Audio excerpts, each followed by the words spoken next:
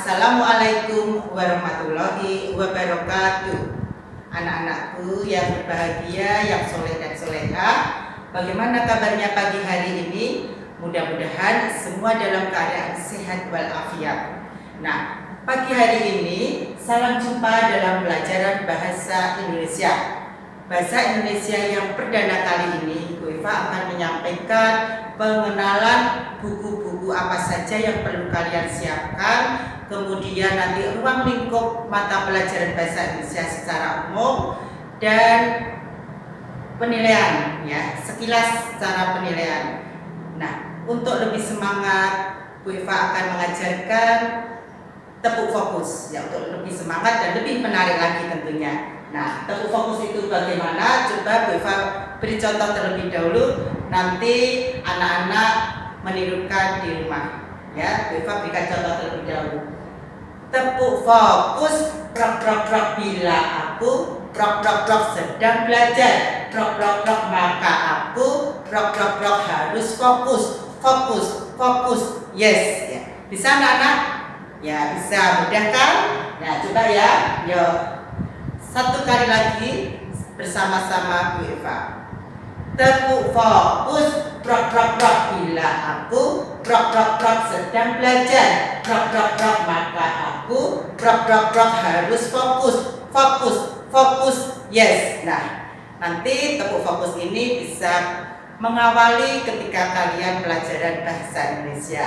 Siap anak-anak? Siap. Oke. Berikutnya, dalam pelajaran bahasa Indonesia tahun 2020-2021, kita masih menggunakan kurikulum 13 edisi revisi. Nah, buku-buku apa saja yang perlu kalian siapkan?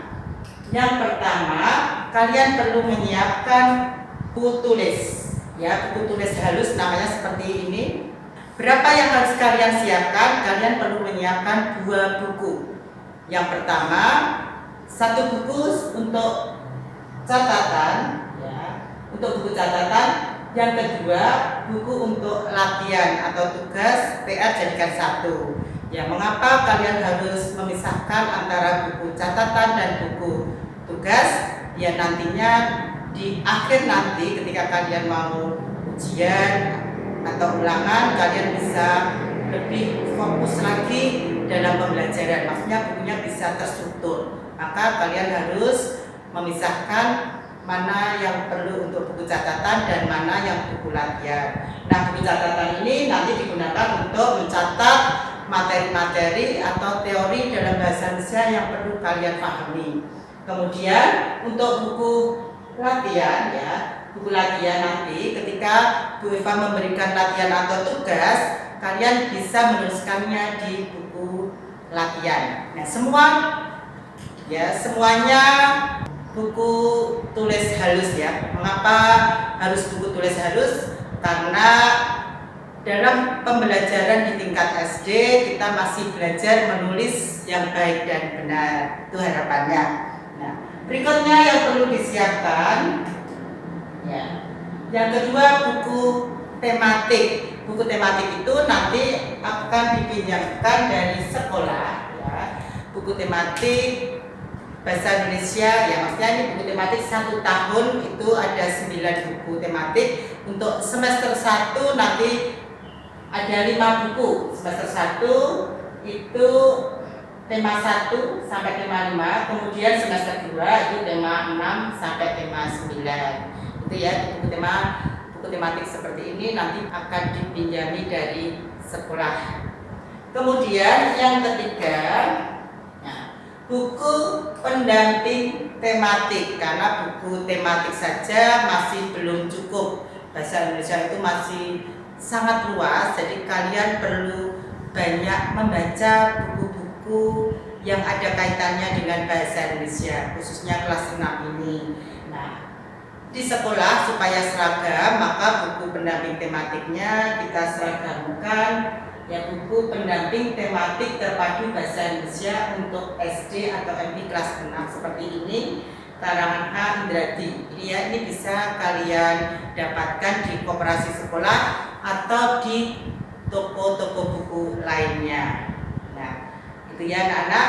Berikutnya, nah bahasa Indonesia itu tidak bisa dipisahkan dengan WEBI, itu Pedoman Umum Ejaan Bahasa Indonesia. Kalau dulu namanya IYD, Ejaan Bahasa Indonesia yang disempurnakan. Nah sekarang namanya PUEBI, ya, Pedoman Umum Ejaan Bahasa Indonesia. Nah dalam PUEBI ini apa saja isinya? Nah PUEBI ini berisi penggunaan huruf kapital, ya, kemudian tanda baca dan penulisan kata yang tepat atau kata baku, ya. Nanti silahkan semua ada di dalam buku PUEBI.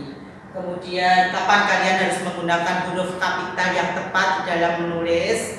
Kemudian tanda baca, nah semua tanda baca, misalnya ada tanda titik, tanda seru, tanda koma, tanda titik dua. Nah itu akan kalian dapatkan di buku PUEBI ini, Pedoman Umum Ejaan Bahasa Indonesia ini ya. Ini penting sekali karena setiap kali ujian itu selalu dikeluarkan, yaitu penggunaan huruf kapital, tanda baca, dan penulisan kata yang tepat atau kata baku. Nah kalian kalau menulis tentu saja penulisannya harus tepat sesuai dengan kata-kata yang sudah disahkan atau kata baku dalam bahasa Indonesia.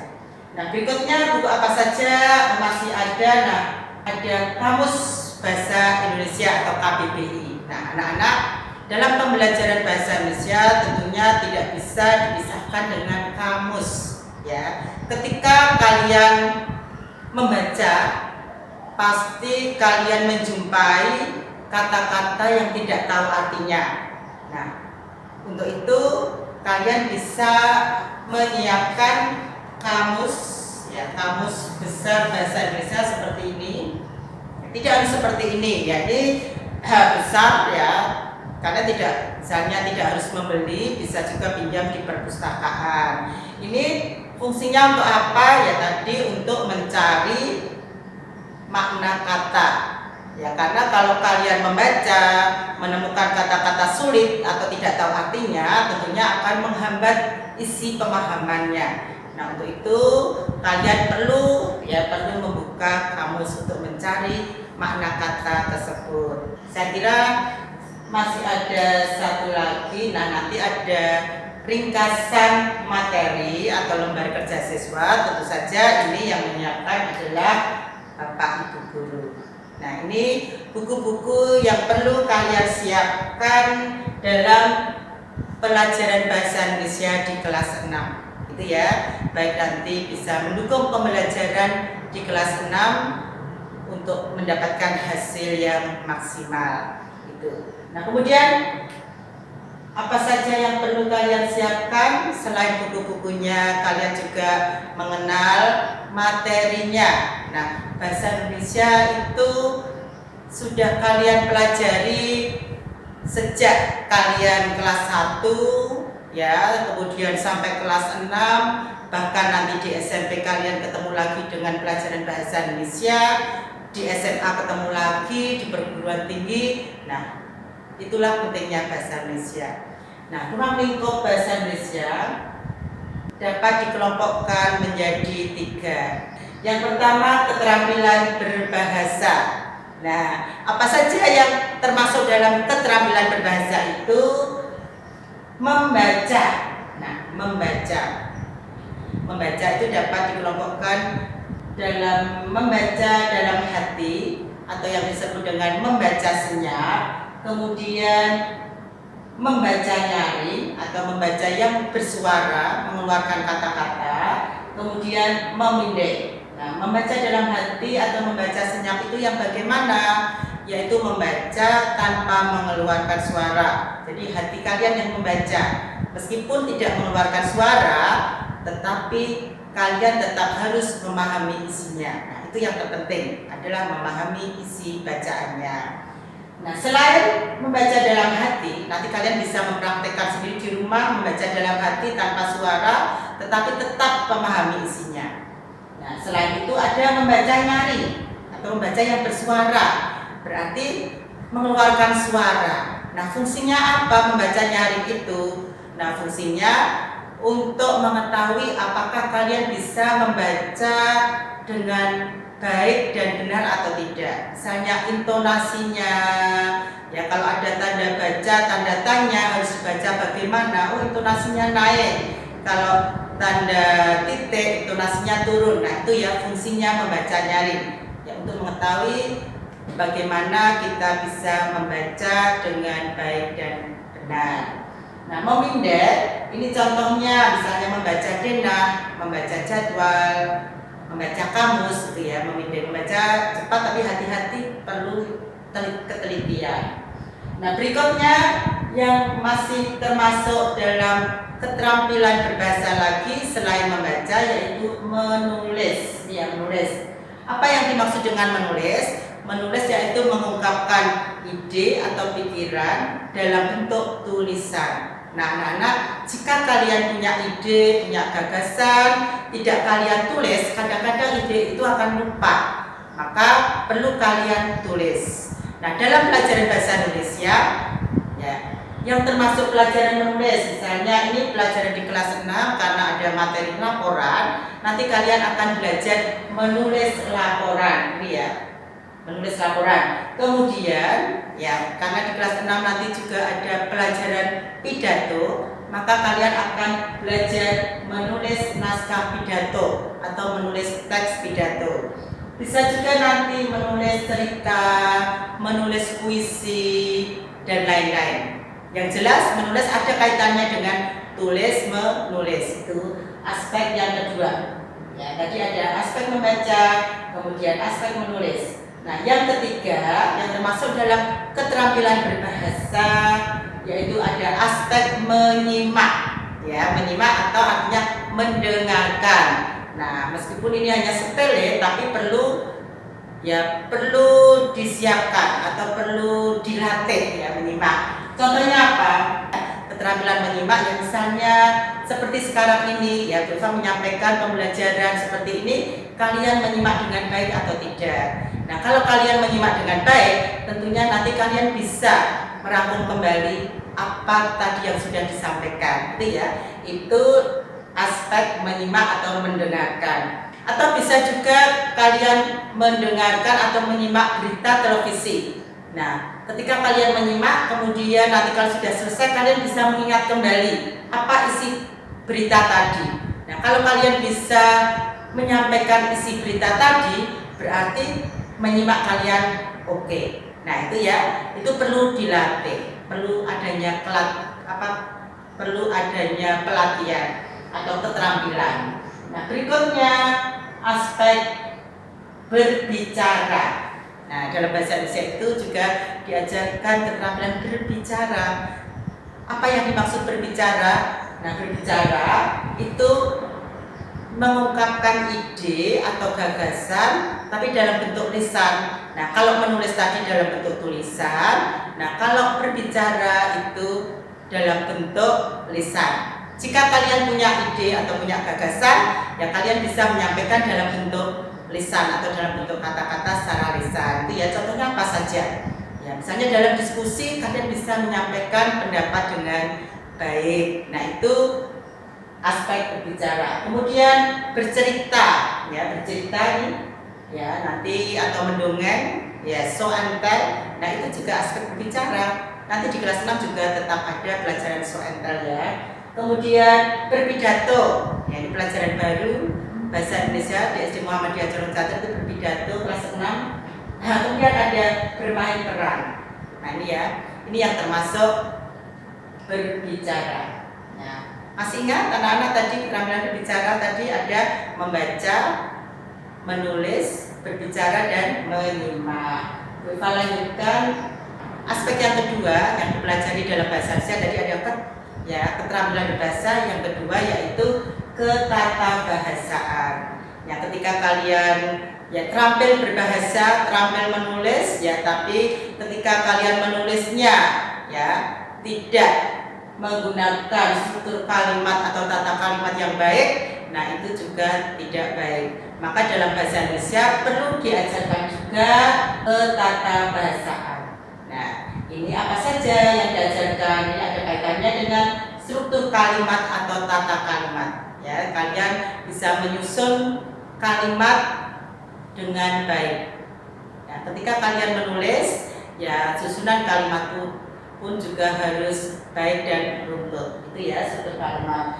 Nah, ketika kalian menulis pun, kalian nanti juga harus menggunakan ejaan yang tepat. Nah, yang namanya ejaan tentu tidak bisa dipisahkan dengan penggunaan huruf kapital, penggunaan tanda baca yang tepat, dan penulisan kata baku. Itu ya untuk ejaan dan lain-lain. Sebenarnya masih banyak lagi ya yang ada kaitannya dengan ketatabahasaan. Kemudian aspek berikutnya yaitu aspek yang ketiga. Nah, apresiasi sastra itu juga diajarkan dalam pelajaran bahasa Indonesia. Nah, apa yang dimaksud dengan sastra? Nah, sastra itu adalah hasil karya manusia dalam bentuk seni tulis. Hasil karya manusia dalam bentuk seni tulis. Apa saja? Nah, itu ada karya prosa, ya prosa. Contohnya dongeng, cerpen, novel, nah itu ya itu karya prosa. Yang ada kaitannya dengan sastra yang termasuk prosa. Kemudian karya puisi, kalau di SD itu diajarkan pantun dan syair. Nah, kemudian ada drama. Nah, itu ruang lingkup materi yang diajarkan dalam bahasa Indonesia. Nah, pada dasarnya ya semua pembelajaran bahasa Indonesia itu penekanannya ada di pemahaman isi bacaan. Itu ya, diingat. Sebenarnya tidak sulit. Ketika kalian membaca, nah kalian harus tahu ya isi bacaannya itu apa.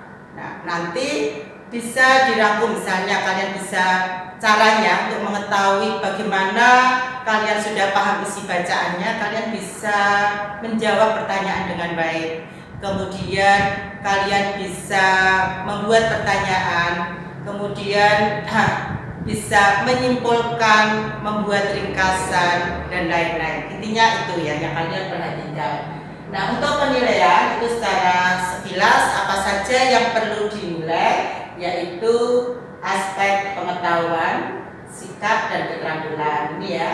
Sedang untuk aspek pengetahuan nanti bisa dengan cara tanya jawab, tugas-tugas yang disampaikan, ya ulangan harian, PTS, dan kemudian sikap itu dalam pengamatan sehari-hari. Kalau PJJ seperti sekarang ini nanti bisa lewat video gitu ya. Kemudian juga aspek keterampilan. Nah, itu proses ya penugasan-penugasan yang berupa portofolio. Nah, anak-anak, nah untuk KD-nya nanti kalian KD bahasa Indonesia itu kalian bisa lihat di buku pendamping. Di sini ada sudah dituliskan KD secara lengkap ya, KD secara lengkap per tema. Nah, ini ya, di sini nanti kalian bisa lihat pemetaan KD-nya itu sudah lengkap. Ya, intinya tadi adalah di pemahaman isi bacaan. Nah, saya kira pelajaran bahasa Indonesia itu tidak sulit ya anak-anak. Yang penting kalian rajin membaca.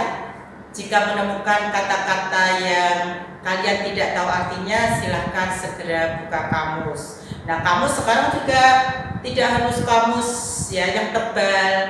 Kalian bisa juga melihat kamus secara online ya, bisa lewat HP, kamus online langsung saja dicari kata apa yang kalian tidak tahu.